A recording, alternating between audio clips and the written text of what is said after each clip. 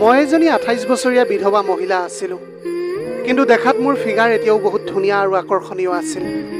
এতিয়াও মানুহে মোৰ সুন্দৰতাৰ বহুতেই প্ৰশংসা কৰে। মই মানুহৰ সমাগমৰ পৰা প্ৰায় নিজকে আঁতৰাই ৰাখিবলৈ চেষ্টা কৰোঁ, কিন্তু হৰিণাৰ মাংসই বৌৰীৰ দৰে মানুহে বিধৱা দেখিলেই সুযোগ ল'বলৈ বিচাৰে। পৰিয়ালত এতিয়া মোৰ শাহু শহুৰ আৰু মই। নিজৰ ছোৱালীৰ দৰে তেওঁলোকে মোক মৰম কৰে আৰু সম্পূৰ্ণ স্বাধীনতা দিছে। এদিন মই মোৰ বাইদেউৰ ঘৰত এখন বিয়া খাবলৈ গৈছিলোঁ চণ্ডীগড়লৈ। ট্ৰেইনত গৈ থাকোঁতে পুৰণা প্ৰেমিকক তেতিয়া মই লগ পালোঁ, আৰু সেইটো সময়ত মোৰ লগত যি হ'ল সেয়া শুনিলে আপোনালোকৰো বুকু কঁপি উঠিব। মোৰ বিয়া হোৱাৰ 3 বছৰ পিছতে মোৰ স্বামীৰ এটা বাইক এক্সিডেণ্টত মৃত্যু হ'ল। মোৰ বয়স যদিও 28 বছৰ আছিল, মই গাভৰু ছোৱালীতকৈ কোনো গুণে কম নাছিলোঁ। এতিয়াও মোৰ বাবে বিয়াৰ প্ৰস্তাৱ লৈ বহুতো ভাল ভাল ঘৰৰ পৰা ল'ৰা আহিছিল, কিন্তু মই আৰু বিয়া নহওঁ বুলি ঘৰত মই কৈয়ে দিছিলোঁ। মোৰ বাইদেউ চণ্ডীগড়লৈ বিয়া হৈছে এজন অনা অসমীয়া ল'ৰালৈ। বাইদেউৰ ঘৰত বিয়া আমাৰ ঘৰৰ পৰা মোকেই যাবলৈ ক'লে। এতিয়া ইমান দূৰ ৰাস্তা অকলে গৈ ট্ৰেইনত একেবাৰে ভাল নালাগে, কিন্তু উপায়ো নাছিল আৰু যাবই লাগিব বাইদেউৰ একমাত্ৰ ননদৰ বিয়া। বাইদেউৰ ঘৰলৈ আগতে মই কেইবাবাৰো গৈছোঁ, সেইকাৰণে মোৰ শাহু শহুৰে জানিছিল যে মই অকলেই যাবলৈ পাৰিম বুলি। মই স্লিপাৰ ট্ৰেইনৰ টিকেট কাটিলোঁ আৰু নিৰ্দিষ্ট সময়ত গৈ মই মোৰ ছিটত গৈ বহিছিলোঁ। সেইটো সময়ত মোৰ ডবাটোত বেছি মানুহ নাছিল। মই খিৰিকীৰ কাষত ছিট এটাত চাই বহি পৰিলোঁ। মানুহ সেৰেঙা থকাৰ বাবে বৰ বেছি হুলস্থুল হোৱা নাছিল। মই একান্ত মনে খিৰিকীৰ বাহিৰৰ সৌন্দৰ্যবিলাক উপভোগ কৰি গৈ আছিলোঁ। তেনেতে মোৰ নামটো লৈ কোনোবাই মতা যেন পালোঁ মই। তেতিয়া সি ক'লে যে পাহি তুমি। মই উচপ খাই গ'লোঁ হঠাৎ মোক কোনেনো মাত দিলে বুলি। মাতটো মোৰ বৰ চিনাকি যেন লাগিছিল। মই লাহেকৈ মূৰটো ঘূৰাই চালোঁ, আৰে এয়া দেখোন প্ৰণৱ। তাক এতিয়া দেখাৰ লগে লগে মোৰ সমস্ত শৰীৰত এক কঁপনিৰ সৃষ্টি হৈছিল। এতিয়া লগে লগে মোৰ দুচকুৰে চকুলো বৈ আহিছিল। মই মোৰ আৱেগক নিয়ন্ত্ৰণ কৰি সি নেদেখাকৈ চকুৰ পানীবোৰ মচি অভিনয়ৰ মিছা এটা হাঁহি মাৰি তালৈ চালোঁ আৰু লাহেকৈ মাত লগালোঁ, আৰে প্ৰণৱ, ক'ৰ পৰা আহিলা তুমি? ডবাটোত মানুহ একেবাৰে কম আছিল। তেতিয়া সময় প্ৰায় আবেলি 3 বাজি গৈছিল। সি মোৰ সন্মুখৰ ছিটটোতে বহি ল'লে। প্ৰণৱে ক'লে 2 মাহৰ ছুটীত আহিছিলোঁ। চণ্ডীগড়ত মোৰ লগৰ এটাৰ বিয়া, সেইবাবে আহিছোঁ। হয় নেকি? ময়ো মোৰ বাইদেউৰ ননদৰ বিয়া, সেইবাবে ইয়ালৈ আহিছোঁ। প্ৰণৱ আগতকৈ শকত হ'ল, দেখিবলৈও আগতকৈ বহুত ধুনীয়া হৈ পৰিছিল। সি মোবাইলটো উলিয়াই লিৰিকি বিদাৰি আছিল। এনেকৈয়ে এতিয়া ট্ৰেইনখন নিজৰ গতিত গৈ আছিল। অতীতৰ কথাবোৰে মন মগজুলৈ আহি মোক একেবাৰে অস্থিৰ কৰি তুলিছিল। তেতিয়া মই হায়াৰ ছেকেণ্ডেৰী 2য় বৰ্ষৰ ছাত্ৰী আৰু প্ৰণৱ BA ৰ 1ম বৰ্ষৰ। আমাৰ ঘৰৰ পৰা 2 কিলোমিটাৰমান হ'ব তাৰ ঘৰলৈ। প্ৰণৱ পঢ়াত বহুত ভাল আছিল। কলেজৰ লাইব্ৰেৰীত এদিন মই এখন কিতাপ বিচাৰি আছিলোঁ, কিন্তু বহুত বিচাৰিও সেই কিতাপখন মই নাপালোঁ। পাছত লাইব্ৰেৰিয়ানৰ পৰা জানিব পাৰিলোঁ যে কিতাপখন এৰাই যোৱাত ৰিবাইণ্ডিং কৰিবৰ বাবে দিছে। কিতাপখন মোৰ বাবে বহুত প্ৰয়োজনীয় আছিল। কিতাপখন বিচাৰি মই কথা পাতি থকা লাইব্ৰেৰিয়ানৰ লগত প্ৰণৱে হয়তো শুনি আছিল। সি এতিয়া ওচৰ চাপি আহি ক'লে, মোৰ ওচৰতে আছে, তুমি কাইলৈ পাই যাবা। মই তেতিয়া সি কোৱা কথাৰ পৰা একেবাৰে আচৰিত হৈ পৰিছিলোঁ, কাৰণ আজিলৈকে মই তাক মাতিয়েই পোৱা নাছিলোঁ। মই তেতিয়া হ'ব বুলি কৈ গুচি আহোঁ। পিছদিনা প্ৰণৱে কোৱাৰ দৰেই সি মোৰ হাতত কিতাপখন দিয়ে আৰু কয় যে পাহি ভাল ৰিজাল্ট কৰিব লাগিব কিন্তু। মই তেতিয়া লাজ ভৰা এটা মিঠা হাঁহি মাৰি মূৰটো জোকাৰি সঁহাৰি জনাইছিলোঁ। এনেকৈ এয়াই আছিল আমাৰ আৰম্ভণি। মই দেখাতো যথেষ্ট ধুনীয়া আছিলোঁ। কলেজত বহুত ল'ৰাই মোক প্ৰপ'জ কৰিছিল, কিন্তু মই কাকোৱে পাত্তা দিয়া নাছিলোঁ। লাহে লাহে প্ৰণৱৰ লগত বন্ধুত্ব হ'ল। তাৰ সংগ মোৰ বহুত এতিয়া ভাল লাগিবলৈ ধৰিছিলে। সি আন ল'ৰাৰ দৰে একেবাৰে নাছিল। শান্তশিষ্ট, কথা বতৰাবিলাকো তাৰ বৰ অমায়িক আছিল। তাৰ এতিয়া এইবিলাক গুণে মোক লাহে লাহে আকৰ্ষণ কৰিবলৈ ধৰিলে। এইদৰে 1 বছৰ পাৰ হৈ গ'ল। ময়ো এতিয়া BA ত নাম লগালোঁ। এদিন কেণ্টিনত চাহ খাই থাকোঁতে হঠাৎ প্ৰণৱে মোক প্ৰপ'জ কৰে। মোৰ যিহেতু তাক আগৰে পৰাই ভাল লাগিছিল, মই একেটা উশাহতে তাৰ প্ৰপ'জটো গ্ৰহণ কৰিলোঁ। কলেজত সকলো ল'ৰা ছোৱালীয়ে আমাৰ প্ৰেমৰ কথাটো জানিছিল। প্ৰেমৰ সমান্তৰালকৈ পঢ়া শুনাও আমি বজাই ৰাখিছিলোঁ। প্ৰণৱে এতিয়া BA পাছ কৰি ওলাই যায়। সি আছিল ঘৰৰ একমাত্ৰ ল'ৰা। প্ৰণৱৰ ওপৰত এতিয়া বহুত দায়িত্ব আহি পৰিছিল। চাকৰিৰ বাবে বহুতবাৰ ইণ্টাৰভিউ দিছিল, কিন্তু কেতিয়াও সি সফল হ'ব পৰা নাছিল। আগতকৈ আমাৰ লগ পোৱা এতিয়া কমি আহিছিল। তাকো দুখ দিব নোৱাৰোঁ, সিও পৰিস্থিতিৰ দাস আছিল। তথাপিও আমাৰ ভালপোৱা কেতিয়াও কমা নাছিল। দিনটো হাজাৰ ব্যস্ততা পাৰ কৰিও সি ৰাতি মোৰ লগত সদায় ফোনত কথা পাতিছিল। দিনটো কি কৰিলে, ক'ত গৈছিল, কি খালে ইত্যাদি সমগ্ৰ দিনলিপি মোক কৈছিল। আৰু ময়ো তাৰ সাহস হৈ তাৰ সফলতাৰ বাবে সদায় প্ৰণৱক উৎসাহ দিছিলোঁ। এতিয়া ময়ো BA পাছ কৰা এবছৰ পাৰ হৈ গৈছিল। তেনেতে মোৰ ডাঙৰ বাইদেউ চণ্ডীগড়ৰ এটা ফৌজী ল'ৰালৈ পলাই যায়। মোৰ দেউতা বহুত ষ্ট্ৰিক আছিল। বাইদেউ যি গ'লেই, আৰু আজি পৰ্যন্ত ঘৰত আদৰি নল'লে তাই এতিয়া পলাই যোৱাৰ পৰা মোৰ ওপৰত আৰু বেছি শাসন চলিবলৈ ধৰিলে। মই দেউতাক বহুত ভয় কৰিছিলোঁ। 6 মাহমানৰ পিছত প্ৰণৱে মোক এদিন লগ কৰিবলৈ মাতে আৰু লগতে কয় যে এটা ভাল খবৰ আছে বুলি। ময়ো এতিয়া সি কোৱাৰ দৰে ৰেষ্টুৰেণ্ট এখনত তাক লগ কৰিবলৈ গ'লোঁ। সি সেইদিনা বহুত ফূৰ্তিত আছিল। বহুত দিনৰ মূৰত তাৰ মুখত ইমান আনন্দৰ ভাৱ ফুটি উঠা দেখা পাইছিলোঁ মই। সি কৈছিল, পাহি মোৰ চাকৰি হৈ গৈছে। ইণ্ডিয়ান আৰ্মিত পৰহিলৈ ট্ৰেইনিঙৰ বাবে মই যাব লাগিব। তোমাক আৰু মই এতিয়া 6 মাহমানলৈ লগ নেপাম। সেইবাবে তোমাক খবৰটো দিওঁ আৰু তোমাক এবাৰ ওচৰৰ পৰা লগ পাই আহোঁ বুলি ইয়ালৈ মাতিলোঁ তোমাক।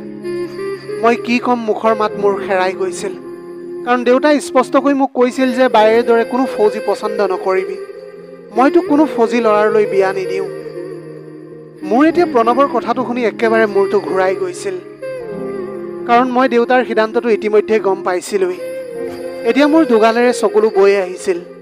মই তেতিয়া বুজি পাই গৈছিলোঁ যে প্ৰণৱে ভবাৰ দৰে আমাৰ প্ৰেমক বিয়াৰ ৰূপ দিয়াটো ইমান সহজ নহ'ব। মোৰ চকুত চকু পানী দেখি তেতিয়া সি কৈছিল যে আৰে পাগলি, কিয় কান্দিছা? ইমান ভাল এটা দিন আজি ফূৰ্তিহে কৰিব লাগে। এতিয়া তোমাক খুজিবলৈ মই তোমালোকৰ ঘৰলৈ যাব পৰা হ'লোঁ। সি আৰু বহুত কিবা কিবি কৈছিল। তাৰ কথাবোৰ মোৰ কাণত সোমোৱা নাছিল। তাক হেৰুৱাৰ যন্ত্ৰণাত মোৰ হৃদয়খন এতিয়া চটফটাবলৈ ধৰিছিল। ইমান আনন্দত থকা দেখি তাক মোৰ দেউতাৰ সিদ্ধান্তৰ বিষয়ে ক'বলৈ মন নগ'ল। এতিয়া মই মনত বৈ থকা ধুমুহাজাক মনতেই গাপ দি ভালদৰে তাৰ প্ৰতিটো কথাৰ সঁহাৰি জনাই ঘৰ আহি পাওঁহি। প্ৰায় 6 বছৰীয়া আমাৰ প্ৰেম ইমান সহজতে কেনেকৈ বাৰু পাহৰোঁ তাক মই। কিন্তু দেউতাৰ আগত ক'বলৈও মোৰ এতিয়া সাহস হোৱা নাছিল।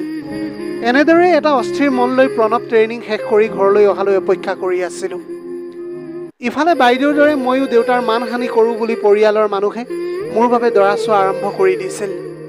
মোৰ অপেক্ষাৰ অন্ত পেলাই অৱশেষত প্ৰণৱ ট্ৰেইনিং শেষ কৰি ঘৰলৈ আহিছিল। কেইদিনমান থকাৰ পিছত সি এদিন মোক লগ ধৰিবলৈ ক'লে। প্ৰণৱে তেতিয়া ক'লে যে সি হেনো আমাৰ ঘৰলৈ আহিব আৰু এতিয়া চৰকাৰী চাকৰি হ'ল যেতিয়া সি মোক অকণো কষ্ট নোপোৱাকৈ ৰাখিবলৈ পাৰিব।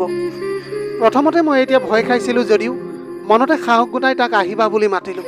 কাৰণ এদিন নহয় এদিনতো ঘৰত জনাবই লাগিব। গতিকে যি হয় সময়ত দেখা যাব বুলি মই মনতে ভাবি ল'লোঁ। প্ৰণৱ বহুত অমায়িক ল'ৰা আছিল। সি তাৰ লগত দেউতাকক লৈ আমাৰ ঘৰলৈ আহিছিল। বিয়াৰ বাবে মোক বিচাৰি দেউতাৰ লগত তেতিয়া কথা পাতিছিল। কিন্তু যেতিয়াই দেউতাই প্ৰণৱ ফৌজী বুলি গম পালে তেতিয়া পোনছাতেই আমাৰ বিয়াখন নাকচ কৰি দিলে। প্ৰণৱে বহুত কান্দিছিল তেতিয়া। সি দেউতাক বহুত বুজাবলৈ চেষ্টা কৰিছিল যে মোৰ অবিহনে সি জীয়াই থাকিবলৈ নোৱাৰে বুলি। কিন্তু মোৰ দেউতা নিজৰ স্থিতিতে অটল আছিল। বাইদেৱে কৰা ভুলৰ শাস্তি এতিয়া মই পাব লগা হৈছিল। ময়ো এতিয়া দেউতাক বহুত বুজাবলৈ যত্ন কৰিলোঁ। কিন্তু দেউতাই মোৰ কথা শুনাৰ প্ৰয়োজন বোধ নকৰিলে। বহুত অপমান কৰি প্ৰণৱ আৰু তাৰ দেউতাকক আমাৰ ঘৰৰ পৰা এক প্ৰকাৰ খেদি পঠিয়াইছিল দেউতাই। তথাপিও আমি দুয়োটাই আশা এৰি দিয়া নাছিলোঁ। আমাৰ এতিয়া আগৰ দৰেই ফোনত কথা বতৰা হৈ আছিল। কিন্তু এদিন মই ফোনত কথা পাতি থকা দাদাই দেখা পালে আৰু তেওঁ লগে লগে মোৰ ফোনটো ভাঙি পেলায়। প্ৰণৱৰ লগত যোগাযোগৰ একমাত্ৰ ৰাস্তা সেইটোৱেই আছিল। এতিয়াৰ পৰা সেইটোও নোহোৱা হৈ পৰিল। মোৰ বাবে বহুত ল'ৰা আহিছিল। কিন্তু মই প্ৰণৱৰ বাহিৰে আন কাৰোৰে লগত বিয়া নহওঁ বুলি ঘৰত জনাই দিছিলোঁ। এইদৰে প্ৰায় 7-8 মাহ পাৰ হৈ গৈছিল। প্ৰণৱো ইতিমধ্যে হায়দৰাবাদত চাকৰি জইন কৰিবলৈ গুচি গ'ল। ঘৰৰ মানুহৰ হেঁচা আৰু দেউতাৰ শপত সহিব নোৱাৰি 6 বছৰীয়া প্ৰেমক কবৰস্থ কৰি মই ৰক্তিমৰ লগত বিয়াত বহোঁ। ৰক্তিম এটা বহুত সম্ভ্ৰান্ত ঘৰৰ ল'ৰা আছিল। যদিও মোৰ মনৰ শান্তি নাছিল। ৰক্তিমৰ ব্যৱহাৰ আৰু তেওঁৰ পৰিয়ালৰ মানুহৰ মৰম চেনেহে মোক বান্ধি ৰাখিছিল। এইদৰে 3 বছৰ হৈ গৈছিল। এদিন এটা এক্সিডেণ্টত ৰক্তিমৰ মৃত্যু হয় আৰু মই এনেকৈ বিধৱা হৈ পৰোঁ। হঠাৎ প্ৰণৱৰ মাতত এতিয়া মোৰ জ্ঞানটো ঘূৰি আহিছিল। তেতিয়া সেইটো সময়ত সময় 8 বাজি গৈছিল। কেতিয়ানো 8 বাজি গৈছিল মই একেবাৰে গমই নাপালোঁ। প্ৰণৱে চাহ আৰু বিস্কুট মোৰ ফালে আগবঢ়াই দিছে। মই এতিয়া লওঁ নলওঁ কৰি চাহখিনি ল'লোঁ। কিয় জানো নিজকে তাৰ লগত আজি বৰ অপৰাধী যেন লাগিছে মোক। তেতিয়া প্ৰণৱে ক'লে যে চাহখিনি লৈ থাকিবানে খাবাও তুমি? এই বুলি কৈ সি এইবাৰ মোৰ একদম কাষতে আহি বহি ল'লে। তুমি কেনে আছা পাহি? তাৰ প্ৰশ্নৰ মই বাৰু কি উত্তৰ দিওঁ। সেই কথা মই এতিয়া ভাবিব পৰা নাছিলোঁ। মই তাক এতিয়া কেনেকৈ কওঁ যে মই এজনী বিধৱা মহিলা বুলি। মই এতিয়া একেথৰে তালৈ চাই আছিলোঁ। মোৰ মুখৰ পৰা এটাও শব্দ ওলাই আহিবলৈ খোজা নাছিল। মাথো মোৰ চকুজুৰিয়ে বিৰতি নোলোৱাকৈ অহৰহ চকু পানী বৈ আহিছিল। এইবাৰ মই নিজকে কণ্ট্ৰল কৰি তাক সুধিলোঁ, তুমি কেনে আছা প্ৰণৱ? সি তেতিয়া খেতা পৰা এটা হাঁহি মাৰি কৈছিল, আত্মাবিহীন এটা জীৱন আৰু কেনে থাকিব, বৰ জীয়াই আছোঁ মই। মা দেউতাৰ মোলৈ বহুত আশা আছিল। মই তেতিয়া ক'লোঁ যে তুমি মোক অভিশাপ নিদিবা প্ৰণৱ, মই আচলতে একেবাৰে উপায়বিহীন হৈ আছিলোঁ। তোমাৰ লগত কথা পতা দেখি দাদাই মোৰ মোবাইলটো ভাঙি পেলাইছিল আৰু তাৰ পাছত তোমাৰ লগত কথা পতাৰ ৰাস্তাও মোৰ নোহোৱা হৈ পৰিছিল। প্ৰণৱে এতিয়া উদাস হৈ মোলৈ চাই কৈছিল, বহুত দুখ লাগিছিল পাহি তোমাৰ বিয়া হৈ যোৱা বুলি জানিব পাৰি। মৰি যাবলৈ মন গৈছিল, জীয়াই থকাৰ কোনো খেপাই নোহোৱা হৈ গৈছিল মোৰ মাজত। তথাপিও কিন্তু কোনোদিনেই তোমাক মই অভিশাপ দিয়া নাছিলোঁ পাহি। মই নিজতকৈও তোমাক বেছি ভাল পাওঁ। ভাবিছিলোঁ তোমাৰ দেউতাৰ খং কমিব, তেখেতৰ সন্মতিত তোমাক মই বিয়া কৰাই আনিম। সঁচা কথা ক'বলৈ গ'লে প্ৰণৱ, মই অপেক্ষা কৰিছিলোঁ, কিন্তু দেউতাৰ শপতৰ আগত মই একেবাৰে সাৰি গ'লোঁ। পাহি, যেতিয়া মই ঘৰলৈ আহি গম পাওঁ ৰক্তিমৰ এক্সিডেণ্ট হৈ মৃত্যু হৈছে, মই তেতিয়া বহুত কান্দিছিলোঁ। কাৰণ মই কাহানিও তোমাক সেইটো ৰূপত চাবলৈ বিচৰা নাছিলোঁ। তেতিয়া সময় ৰাতি প্ৰায় 9 বাজি গৈছিল। সকলোৱে খানা খোৱাত ব্যস্ত আছিল। ময়ো যাওঁতে ঘৰৰ পৰাই ৰুটি আৰু পনীৰ চব্জি লৈ গৈছিলোঁ। মই তেতিয়া প্ৰণৱক খাবলৈ দিছিলোঁ, সি একেবাৰে বৰ আলফুলে খাইছিল। মইহে একেবাৰে খাবই নোৱাৰিলোঁ। ভাবি আছিলোঁ কিয় বাৰু ভগৱানে আজি এইখন ট্ৰেইনতে আমাক লগ কৰাই দিছিল। খাই খোৱাত মুখ ধুই আহি আকৌ মোৰ কাষতে বহি ল'লেহি সি। প্ৰণৱে তেতিয়া মোক সুধিলে যে তুমি নাখালা যে? তেতিয়া মই ক'লোঁ যে মোৰ ভোক নাই। আচলতে পেটত প্ৰচণ্ড ভোক আছিল, কিয় জানো মই খাবহে পৰা নাছিলোঁ। প্ৰণৱে কিছু সময় মৌন হৈ আছিল। হঠাতে মোক সুধিলে, পাহি, তুমি বাৰু ভাবিছানে আজি আমাক এইখন ট্ৰেইনতে একেটা ডবাতে ভগৱানে কিয় লগ পোৱাইছে? নাই প্ৰণৱ, আজিকালি সৰু সৰু কথাবিলাকত মই আগৰ দৰে লজিক বিচাৰি নুফুৰোঁ। মোৰ এতিয়া জীৱনৰ প্ৰতি একেবাৰে মোহ ভংগ হৈ গৈছে। তেতিয়া প্ৰণৱে কাৰণ আছে পাহি বুলি কৈ মোৰ হাতখনত বৰ আলফুলে ধৰিছিল। আচলতে পাহি, ভগৱানে বিচাৰে চাগে আমাৰ ভালপোৱাই পূৰ্ণতা পোৱাটো। মই এতিয়া তাৰ হাতৰ পৰা নিজৰ হাতখন আঁতৰাই আনি কওঁ, ৰক্তিম, মই বিধৱা। এতিয়া আৰু এইবিলাক কথাৰ কি মূল্য আছে প্ৰণৱ? তুমি মোৰ বাবে বহুত কষ্ট সহ্য কৰিছা আৰু কষ্ট পোৱাটো মই একেবাৰে নিবিচাৰোঁ। তেনেতে চণ্ডীগড় ষ্টেচন আহি পাওঁহি। মই মোৰ বেগটো লৈ ষ্টেচনত নামি যাওঁ। সিও চণ্ডীগড় ষ্টেচনতে নামিছিল। মোৰ বাইদেউ আৰু ভিনদেউ ইতিমধ্যে মোৰ বাবে অপেক্ষা কৰি ষ্টেচনতে ৰৈ আছিল। এনেকৈ আহি আমি এতিয়া বাইদেউৰ ঘৰ পাওঁহি। বিয়াৰ প্ৰস্তুতি পূৰ্ণ উদ্যমেৰে চলি আছিল। মই ফ্ৰেছ হৈ চিধাই শুই যাওঁ। পিছদিনা ৰাতিপুৱা 8:30 বজাতহে মই সাৰ পাওঁ। সেইদিনা গধূলি দৰা আহিছিল। আমাৰ অসমীয়া সমাজৰ বিয়াৰ দৰে একেবাৰে নাছিল। নিয়মবোৰ তেওঁলোকৰ বহুত বেলেগ আছিল। তেনেতে হঠাতে দেখিলোঁ দৰাৰ লগত দেখোন প্ৰণৱো আহিছে। প্ৰণৱে মোক দেখাৰ লগে লগে মোৰ ওচৰলৈ চাপি আহিল আৰু এটা মিচিকীয়া হাঁহি মাৰি ক'লে যে, আজি তোমাক সঁচাকৈ অপেশ্বৰীৰ দৰে লাগিছে। বিয়া বুলি সেইদিনা মই লগাতকৈ অলপ বেছিয়েই মেকআপ কৰিছিলোঁ। সঁচাকৈ মই দেখিবলৈ বহুত ধুনীয়া আছিলোঁ। তাতে সেইদিনা সঁচাকৈ মোক যে ধুনীয়া লাগিছিল মই গম পাইছিলোঁ। মই এটা মিচিকীয়া হাঁহিৰে তাৰ কথাত সঁহাৰি জনাইছিলোঁ। তেতিয়া প্ৰণৱে কৈ উঠিল, এতিয়াও ভাবা নাই তুমি যে ভগৱানে আমাৰ প্ৰেম সফল হোৱাটো নিবিচাৰে বুলি? মোৰ বাইদেৱে এতিয়া আমাৰ কথাবিলাক শুনি আছিল। তাই তেতিয়া প্ৰণৱক দেখিয়েই চিনি পাইছিল। কলেজত তাই মোৰ আৰু প্ৰণৱৰ কথাবিলাক শুনিছিল আৰু কেইবাবাৰো মোক তাৰ বাইকৰ পিছত দেখিছিল। মই তেতিয়া প্ৰণৱক ক'লোঁ, চোৱা প্ৰণৱ, মই এজনী বিধৱা তিৰোতা। এতিয়া আৰু সেইবিলাক কথা ভবাটো একেবাৰে পাপ। আৰু ভাবিলেও তোমাৰ ঘৰৰ মানুহে জানো এজনী বিধৱাক আদৰি ল'ব? সি মিচিকীয়া হাঁহি এটা মাৰি ক'লে, তুমি সদায় আনৰ কথাবিলাক কিয় আগতে ভাবা? যদিহে তুমি নিজৰ বুলি আমাৰ কথাবিলাক ভাবিলাহেঁতেন, তেনেহ'লে আজি তুমি মোৰ পত্নী হৈ থাকিলাহেঁতেন। তেতিয়া বাইদেৱে কৈছিল যে, দেউতাৰ ভুলৰ বাবে কি তই গোটেই জীৱনটো নিজকে শাস্তি দি যাবি নেকি বাৰু? প্ৰণৱে তোক বহুত ভাল পায়। এবাৰ তই তাইৰ প্ৰেমক অনুভৱ কৰি চাচোন। তই এতিয়া নিজকে ইমান কিয় আকুৰগোচ হৈ আছ? পাহি, তোমাক মই এইদৰে বিধৱা ৰূপত আৰু চাই থাকিব নোৱাৰোঁ। প্ৰণৱৰ অকৃত্ৰিম ভালপোৱাই মোক আকৌ জীয়াই থকাৰ প্ৰেৰণা দিছিল।